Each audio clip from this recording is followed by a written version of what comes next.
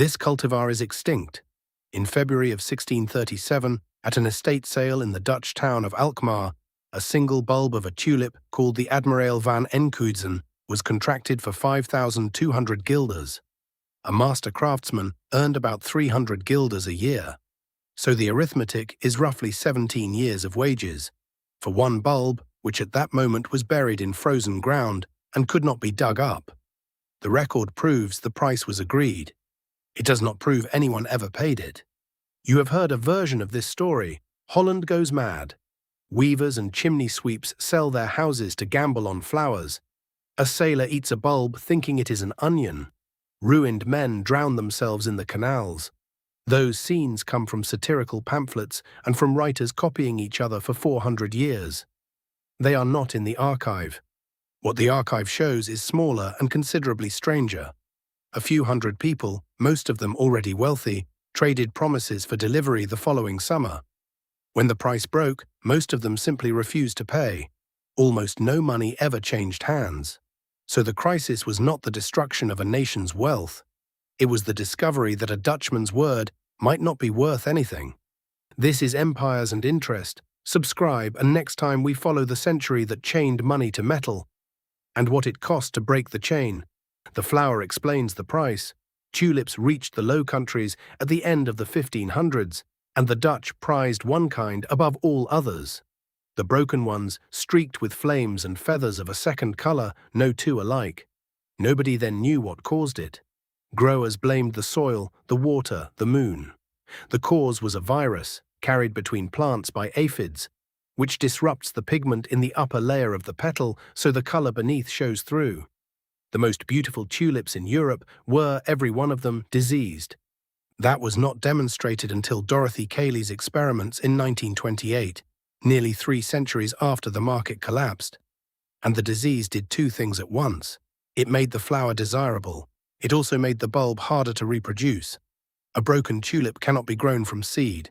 Plant the seed and you get a plain flower. The pattern only carries when the mother bulb buds off a copy of itself, and the same virus suppresses the bulb's ability to do exactly that. So supply could not answer demand. A grower could not plant more. He could wait a year and have perhaps one additional bulb. Whatever else was going on in 1636, the scarcity was real. The mechanics begin with the growing season. A tulip bulb sits in the ground from September until June. It flowers for about a week in spring, is lifted and goes back down. For 3/4 of the year, the merchandise is underground. It cannot be seen, weighed, or delivered. So every sale made that winter was a sale of something nobody could hand over. Buyers were purchasing a description of a bulb they had never seen, to be settled the following summer. The Dutch had a word for it. They called it Windhandel, the wind trade. It did not happen on the Amsterdam Exchange. The most sophisticated financial market in the world sat a few streets away and had nothing to do with any of this. It happened in taverns, among groups that called themselves colleges, with their own bidding rituals and a small fee on each deal that went, appropriately, on wine. There was no clearinghouse, no margin, no exchange standing behind anything. Every contract was one man's written promise to another and nothing more.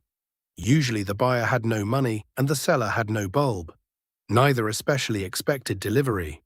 What they expected to settle in summer was the difference between the agreed price and the price on the day. They had arrived at the futures contract 3 centuries early, with every safeguard missing. Beginning in the 1990s, the historian Anne Goldgar went through the notarial records, small claims books, wills and estate papers of Haarlem, Amsterdam, Alkmaar and Enkhuizen, and counted the participants. In Haarlem, the center of the trade, a city of 42,000, she could identify about 285 buyers and sellers. In Amsterdam, a city of 120,000, about 60. In Enkhuizen, 25, fewer than 400 people in total. And she was clear that this is a floor, not a ceiling, because she did not search every town. Of those, only 37 can be shown to have spent more than 300 guilders, one craftsman's annual wage. They were merchants and skilled tradesmen, many related to each other, a striking number of them Mennonites, most of them collectors of paintings and shells as well as flowers. They sold to men they already knew. The chimney sweeps and the weavers come from those 1637 pamphlets whose argument was moral, that the wrong sort of people were getting rich and that it would end badly. That chain runs from the pamphlets to a Dutch botanist writing in the 1670s whose father had lost money on tulips, to a German writer in 1797, to a Scottish journalist named Charles Mackay in 1841, whose book is where nearly everyone gets the story today. 400 years of retelling, and at the bottom of the pile sits a piece of satire. Here we have to be careful, because the price record is contaminated by the same pamphlets.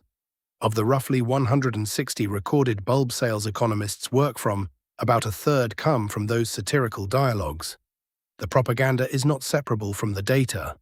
What the better records show is that the famous named varieties roughly doubled or tripled across the whole speculation. Substantial, not deranged. The vertical part of the chart happened elsewhere. In November of 1636, the trade widened to cheap, unnamed bulbs sold by the pound, and those rose as much as 20-fold in a single month. The textbook bubble shape is not the legendary flowers at all. It is the cheap stock, bought in the last 6 weeks by the least wealthy people in the market. The best price document we have is a printed list published within days of a sale held on the 5th of February 1637 in Alkmaar. It was not a speculative event, but an estate, administered by the town's orphans' chamber. The top lot was that Admirael van Enkhuizen at 5,200 guilders. And note that it is not a Semper Augustus. The Semper Augustus prices quoted everywhere come from chroniclers, not from any bill of sale. In the first week of February 1637, the market stopped. Nobody knows precisely why.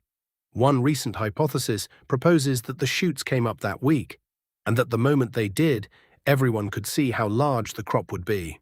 Supply became visible. It fits the timing and it fits the geography because Haarlem broke first and Haarlem sat nearest the fields. It is one paper, not a settled conclusion. What we do know is the timing of the money. The contracts were due in May. The market broke in February. When the price collapsed, almost nobody had yet paid anybody anything, and many buyers refused to perform the contracts at all.